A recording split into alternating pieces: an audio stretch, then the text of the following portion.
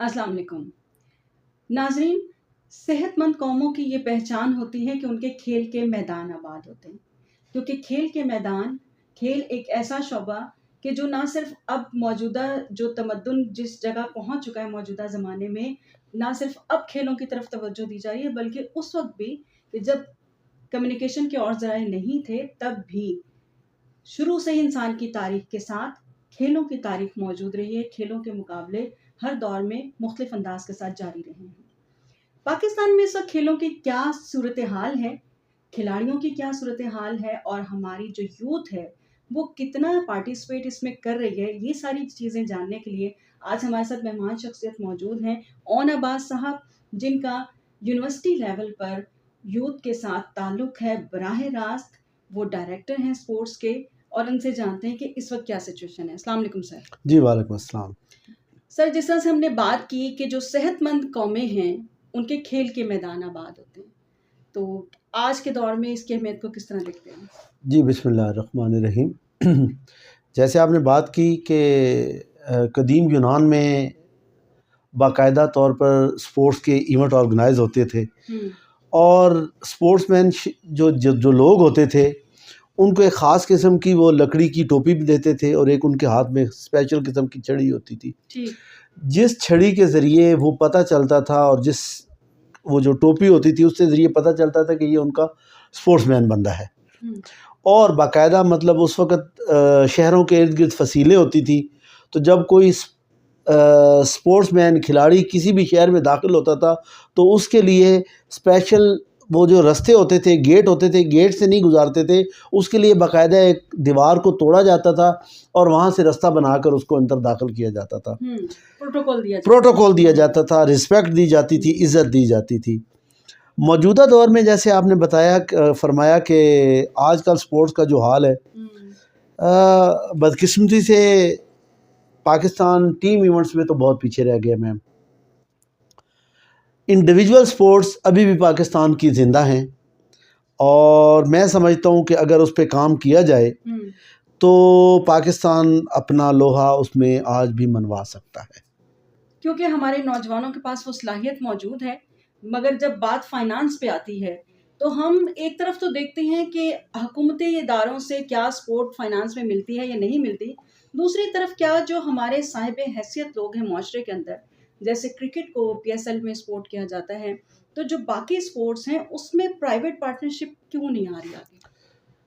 जी ma'am, आपकी बात बिल्कुल वजह है। किसी भी दुनिया के किसी भी तरक्की याफ्ता मुल्क में चले जाएं या आप पसमानदा मुल्क में भी चले जाते हैं ना, तो इंफ्रास्ट्रक्चर जो है ना, स्पोर्ट्स का हो, बच्चों के ग्रूमिंग का हो, वो गवर्नमेंट्स प्रोवाइड करती है। मैं लास्ट कुछ चंद माह पहले कज़ाकिस्तान में था, तो मुझे उनका इंफ्रास्ट्रक्चर स्पोर्ट्स का और उनका एक रहने सहने का तरीका बहुत पसंद आया। उनकी फ़्लैट्स की लाइफ है, एक साइड पे बहुत लंबे फ्लैट्स चल रहे हैं, दूसरी तरफ एक यू टाइप फ्लैट्स हैं, उसके दरमियान में उन्होंने फुटसॉल, बास्केटबॉल, टेनिस और फुटबॉल, इस तरह का उन्होंने स्पोर्ट्स ग्राउंड बनाए हुए हैं।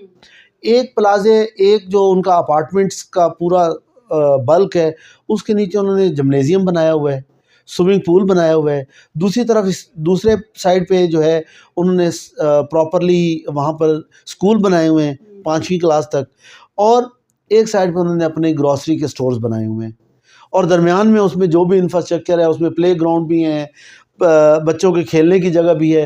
तो वो जितनी भी कम्युनिटी है, 10,000 फ्लैट हैं, 5,000 फ्लैट हैं, वो उन चीज़ों से मुस्तफ़ीज़ होते हैं, उस ग्राउंड से, उस फैसिलिटी से। वो स्कूल भी यूटिलाइज़ करते हैं, शाम के वक्त वहाँ पर प्रॉपर तरीके से वहाँ पर उसकी यूटिलाइजेशन होती है, जो बच्चे ट्रेनिंग वगैरह करते हैं। हम इंफ्रास्ट्रक्चर की बात करते हैं तो हम बाकी पूरे पाकिस्तान को तो चलो एक लम्हे के लिए नज़रअंदाज करके हम सिर्फ दारुल हुकूमत की बात कर लेते हैं ना, तो हम पिछले 50 साल से यहाँ पर जो स्पोर्ट्स कम्प्लेक्स है उसको तो हम देख रहे हैं कि कभी वो कम आबाद होता है, कभी ज़्यादा आबाद होता है।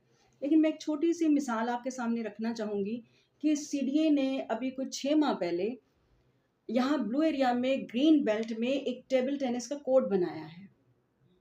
और वो वहाँ पर, अब मुझे समझ नहीं आती, मैंने कभी बच्चों को खेलते नहीं देखा, तो क्या उसकी मार्केटिंग नहीं हो रही या लोगों को अवेयरनेस नहीं है कि इस तरह से ग्रीन बेल्ट्स में भी ये चीज़ें हो सकती हैं?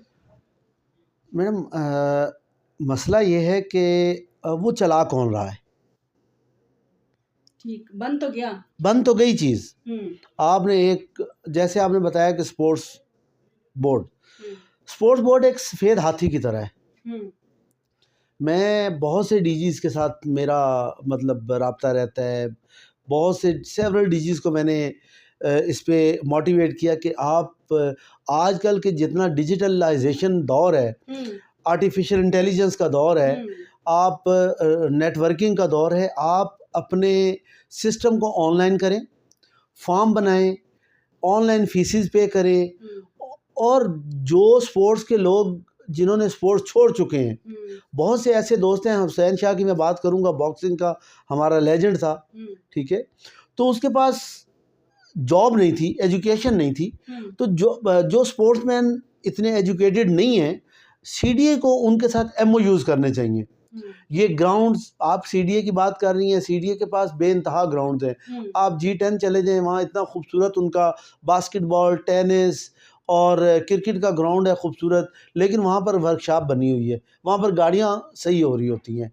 आप जिस सेक्टर में हम बैठे हुए हैं, इसी सेक्टर में देखें कि आपके बिल्कुल अक़ब में एक बहुत खूबसूरत क्रिकेट ग्राउंड है, लेकिन वो आबाद किसी नहीं है। प्रॉपर स्पोर्ट्समैन बंदे के पास नहीं है, हुँ, जो उसको आबाद करे। ठीक। आप प्राइवेट पार्टनरशिप करें, हुँ, उसका 30% सीडीए ले, 70% उस बंदे को दें, एमओयूज़ करें, पब्लिक प्राइवेट पार्टनरशिप करें, लोगों को वो ग्राउंड्स दें, लोगों को वो फैसिलिटी दें और वो उसको आबाद करें। हुँ, शाम के वक्त वहाँ पर जानवर फिर रहे होते हैं, वहाँ पर लोग नहीं आते। मैं आप बहुत से ये इधर I8 में, G8 में मैंने देखा है कि एक ग्रीन बेल्ट के ऊपर बच्चे टाइक्वांडो कर रहे होते हैं। हुँ, अगर वही बच्चे हुँ, इस तरह सीडीए उनको प्रॉपर्ली हुँ, इंडोर दे क्योंकि दे, इस्लामाबाद में जगह बहुत है। जगह बहुत है। हुँ, जो फ्रेंच आर्किटेक्चर था, उसने इतना खूबसूरत डिज़ाइन किया है इसको हुँ, कि हर लोकेलिटी को, हर सेक्टर को उसने स्पोर्ट्स की फैसिलिटीज़ बना के दी। लेकिन वो सीडीए उसको हथिया के बैठा होता है, ना उसकी कोई डेवलपमेंट करता है, ना उसकी कोई रेनोवेशन करता है, ना वो किसी पब्लिक प्राइवेट पार्टनरशिप पे इफ़ेक्टिव जाता है। एफर्ट्स सामने आनी चाहिए ना। इफेक्टिव हुँ, एफर्ट होना चाहिए। आपने ताइक्वांडो का ज़िक्र किया तो मैं एक नुक्ता आपके सामने रखना चाहूँगी ताइक्वांडो के हवाले से, क्योंकि आप खुद भी इस खेल के साथ वाबस्ता हैं। तो ताइक्वांडो में जब हम आलमी सतह पर हम प्लेयर्स देखते हैं ताइक्वांडो के, चाहे उनकी एज किसी भी हवाले से ले लें, और पाकिस्तान में जो ताइक्वांडो खेली जाती है, तो हमारे बच्चों की जो बॉडी लैंग्वेज होती है ना, उसमें वो लचक नहीं दिखाई देती जो इंटरनेशनल बच्चों के उसमें दिखाई देती है। उसकी क्या वजह है? मैम उसकी वजह ये है कि जो मैंने आपको बताया ना कि मैं ताइक्वांडो एक ओलंपिक स्पोर्ट्स है, हुँ, कोरियन स्पोर्ट्स है। हुँ, और हम अपने जो छोटे-छोटे स्कूल्स हैं, हुँ, जो गली मोहल्लों में खुले हुए हैं, वहाँ पर अगर वो स्कूल वाले ओनर्स एक ताइक्वांडो कोच रख लें, या एक कराटे कोच रख लें, या एक हुँ, गेम का कोच रख लें, तो वो उन बच्चों को बेसिक से क्लास 2, 3, 4 से उनको बेसिक एक्टिविटी करवाना जी, शुरू जी। करें, तो बच्चों के अंदर लचक भी पैदा होगी, बच्चों के अंदर स्ट्रेंथ भी पैदा होगी, उनकी प्रैक्टिस भी होगी, मेक परफेक्शन समथिंग। प्रोफेशंस। तो बात ये है कि अब अल्हम्दुलिल्लाह हमने जो हमारे प्रेसिडेंट हैं कर्नल वसीम साहब, उन्होंने पिछले कोई 17-18 सालों से, 20 सालों से बहुत मेहनत की ताइक्वांडो पे। और अल्हम्दुलिल्लाह हमने 2021 में एक इंटरनेशनल इवेंट करवाया, 2022 में एक इंटरनेशनल इवेंट करवाया, 2023 में करवाया। अब हम इंशाअल्लाह ताला फरवरी में एक 2024 में 3G इवेंट करवाने जा रहे हैं, जो वर्ल्ड ताइक्वांडो के साथ इलाक होगा, जिसमें 40 प्लस मुल्क आपके मुल्क में आएंगे। माशाल्लाह।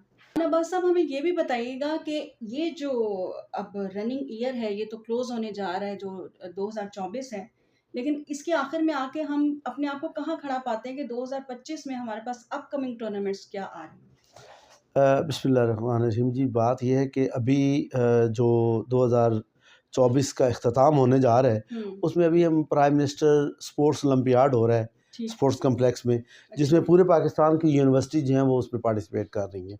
ठीक, इसी तरह यूनिवर्सिटीज़ में अपने भी छोटे छोटे स्पोर्ट्स गालाज होते हैं, तो वो स्पोर्ट्स वीक मनाए जा रहे हैं। दिसंबर के एंड तक यहाँ पर ये एक्टिविटीज़ चलती रहेंगी। इंटरवर्सिटीज़ टूर्नामेंट हो रहे हैं, इंटर कॉलेजिएट हो रहे हैं, इंटर स्कूल्स कॉम्पिटिशन्स हो रहे हैं, तो दिसंबर तक ये कंपटीशन चलते रहेंगे। आगे अपकमिंग में, जैसे मैंने आपको अभी बताया कि फरवरी में हम एक इंटरनेशनल इवेंट्स करवाने जा रहे हैं। फरवरी के एंड पर आपकी दिसंबर या जनवरी के स्टार्ट में आपकी कायद-ए-आज़म गेम्स होने जा रही हैं। उसके बाद सैफ गेम भी अगले साल मुतवक्को है पाकिस्तान में। तो मेरे ख़्याल में ट्रेनिंग्स से बेहतर कॉम्पिटिशन्स होते हैं। हम जब बॉक्सिंग खेलते थे, मैं मतलब बॉक्सिंग का बंदा हूँ, तो हम समझते थे कि हमसे अच्छा कोई प्लेयर ही नहीं है। लेकिन जब इंटरनेशनल कंपटीशन में जाते थे, तो जिस फोर्स से मुक्का हम मारते थे, उसी फोर्स का मुक्का जब हमारे मुंह पे आके लगता था तो पूरा स्टेडियम घूमता हुआ नज़र आता था। तो फिर समझ आती थी कि नहीं यार, हमने ट्रेनिंग करनी है, हमने इंटरनेशनल।